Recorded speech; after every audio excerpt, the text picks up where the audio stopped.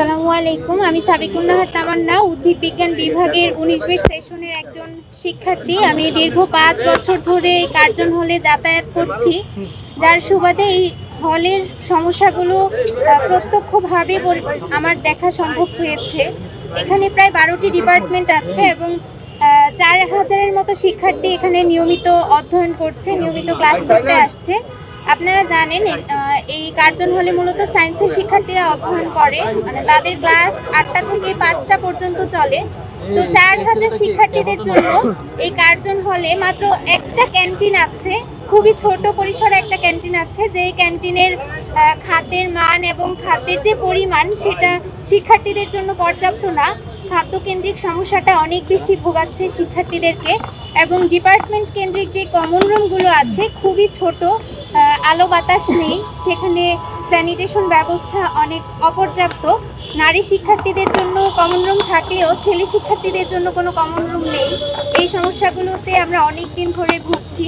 বিশেষ করে যে শিক্ষার্থীরা মা, তাদের অনেক প্রতিবন্ধকতার মুখোমুখি হতে হচ্ছে। দীর্ঘ সময় ক্যাম্পাসে থাকতে হচ্ছে, কিন্তু তারা তাদের বাচ্চাদের নিয়ে আসতে পারছে না, কোনো ব্রেস্ট ফিডিং কর্নার নেই বা বাচ্চাদের রাখার কোনো ব্যবস্থা নেই। তো এই সমস্যাটা অনেক বেশি ভোগান্তির কারণ হয়ে দাঁড়াচ্ছে, এবং এতগুলো ডিপার্টমেন্ট আছে এই কার্জন হলে। তো নারীদের স্যানিটারি ন্যাপকিন সহ ইমার্জেন্সি যে ঔষধের কোনো ব্যবস্থা থাকবে, এই ব্যবস্থাগুলো এখানে নেই। এই সমস্যাগুলোর কারণে নারী সহ ছেলে শিক্ষার্থীরাও অনেক ধরনের সমস্যার মুখোমুখি হচ্ছে। তাছাড়াও যেহেতু সায়েন্সের শিক্ষার্থী, তাদের পড়াশোনার যে সোর্স বা গবেষণার যে সোর্স, এই সোর্সগুলো এখানে অপ্রতুল চাহিদার তুলনায়। তো এই সমস্যাগুলোর অনেক বেশি ভোগাচ্ছে। এবং ভূতত্ত্ব বিভাগের সাথে মেয়েদের একটা নামাজ রুম আছে, খুবই ছোট পরিসরে একটা নামাজ রুম, কিন্তু এই নামাজ রুমটা একদম ভঙ্গুর অবস্থায় পড়ে আছে। বৃষ্টি আসলে বৃষ্টির পানি পড়ে, অপরিষ্কার অপরিচ্ছন্ন।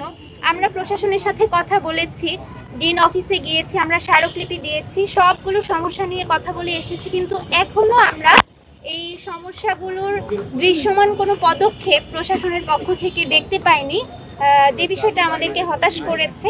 তো আমরা শিক্ষার্থীদের এই সমস্যাগুলো নিয়ে কাজ করতে আগ্রহী, আমরা এই সমস্যাগুলো সমাধান করতে চাই, এবং এই বিষয়গুলো নিয়ে আমরা আজকে মত বিনিময় করেছি।